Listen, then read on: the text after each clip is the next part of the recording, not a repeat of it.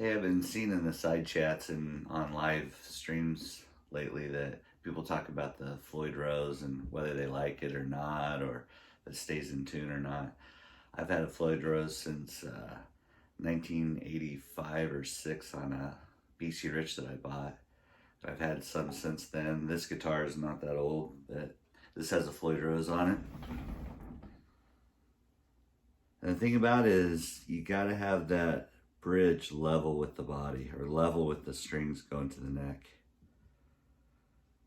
Otherwise it'll give you problems. So you always want to keep the same string gauge on a Floyd Rose and the same brand, because one time I switched brands and it threw my bar off. It threw it, the bridge either tilted back or forwards, I can't remember. So that's one thing to take in consideration. And you got to stay in one tuning. So if you're going to do like a gig or something, you're going to need multiple guitars if you do different tunings and stuff, because you can't just unlock this and go. And because if you tune up or tune down, your bridge will start to either tilt this way or that way.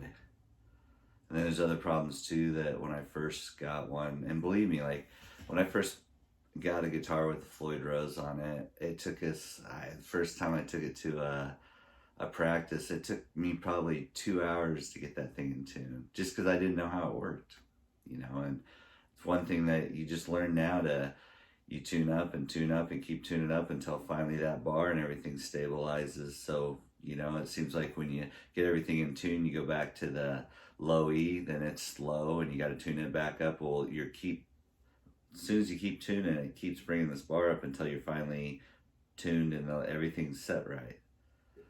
So that's one thing too to remember is, you know, but otherwise a Floyd Rose, I've never really had any problems with them tuning wise or anything.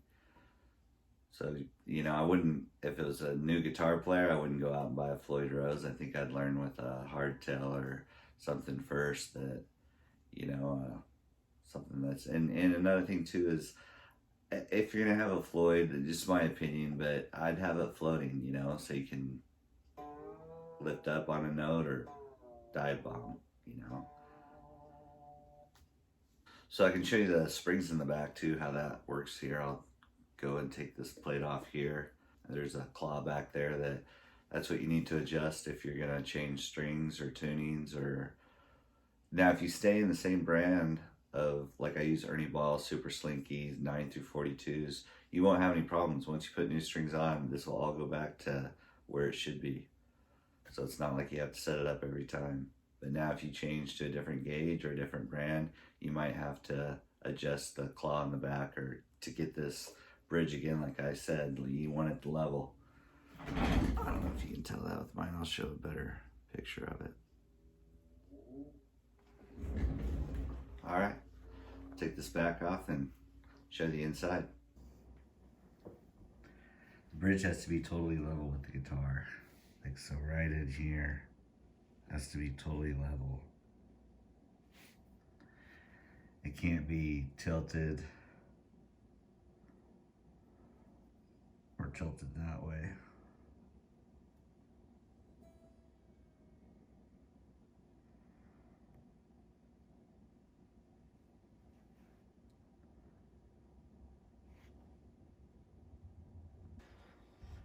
To adjust it, either tighten these or loosen. And you want to adjust these both on the same side, equal amount.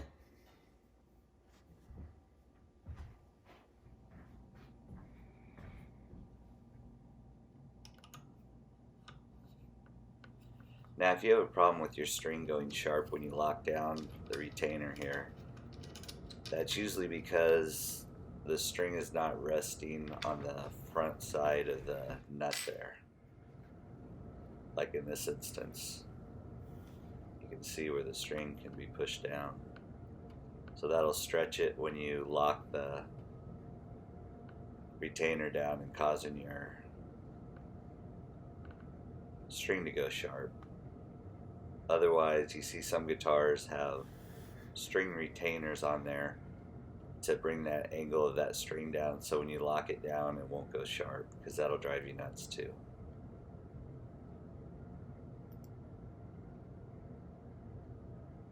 So those are just a few tips to help you out with your Floyd Rose staying in tune. Thanks for watching this video, and you guys have a great day.